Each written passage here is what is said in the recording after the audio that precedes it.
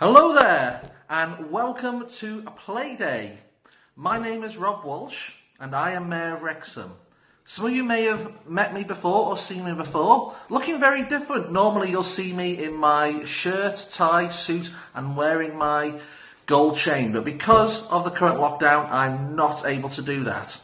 Which isn't a completely bad thing, because it means I get to wear this t-shirt here, the very special play day t-shirt, as you can see. Well, I'm here today to read you a story. Actually, this story is about a young mayor, a very handsome young mayor. Sound familiar?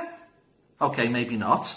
But this mayor is only playing a small part in this story, because the story is actually about a beautiful young lady called Rapunsel.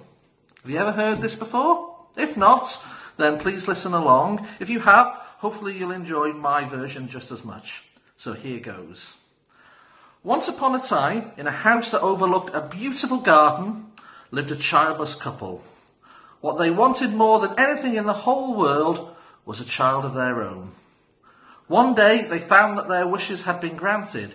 They were at long last going to have a baby. Their days passed in happiness, but alas, the wife fell ill. She would eat nothing, and the husband was worried that she would waste away. He tried to tempt her with many good things, but she refused everything. "But you must eat something, my dear," he begged her. "There is a herb called Rapunsel in the garden next door. I will feel better if I can eat that," said the wife. The husband's heart sank when he heard her. This garden was owned by a wicked witch who would let no one, and I mean no one, enter. But he loved his wife so very much, and so with a pounding heart, he decided to go into the garden at a time when the witch was away. One day, finding an appropriate time, he went into the garden. He had managed to pluck the herb, but as he was about to leave, the wicked witch came back. "You thief! How dare you enter my garden?" screamed the witch. She threatened to put a curse on him. He fell at her feet and begged, "Please don't curse me. If my wife doesn't eat this herb, she will die. She's going to have a baby and is very ill." The witch stopped to think a while. "I will let you go on one condition. You will give me the baby after it's born." The poor man had no other way but to agree. He took the herb to his wife, and miraculously she recovered and gave birth to a beautiful little girl. But as per the agreement, the witch came to take the baby away. She took Rapunsel, for that's what she was named, far, far away, locked away in a very high tower. A tower with no doors or stairs. There was only a window on top. The only person whom Rapunzel ever saw was his wicked witch. Rapunzel grew up to be a very beautiful lady with pretty eyes, a beautiful voice, and her golden hair grew very, very, very long. All day long, when Rapunzel was alone, she would sing and she would weep. Every day, the wicked witch came to the tower with food. She stood at the bottom of the tower and shouted, "Rapunzel, Rapunzel, let down your hair."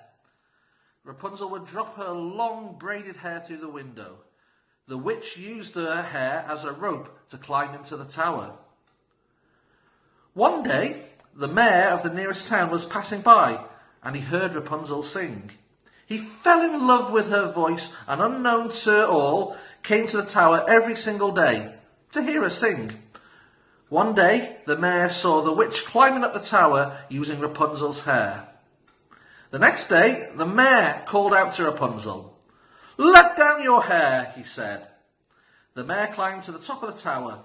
After that, the mayor came to meet Rapunzel on every single day. Alas, the witch soon discovered the mayor with Rapunzel. She pushed him from the tower onto a thorny bush, making him blind. She banished Rapunzel into the desert, far, far away. Many years passed. The blind mayor wandered alone and finally reached the same desert. One day he heard a familiar voice singing. Following the sound, he found her. They hugged each other in joy. Tears of happiness rolled down Rapunzel's cheek. As the tears fell onto the mayor's eyes, he regained his vision. So the mayor took Rapunzel, to the Guildhall, and they lived happily ever after. I hope you've all enjoyed this story. Thank you so much for listening.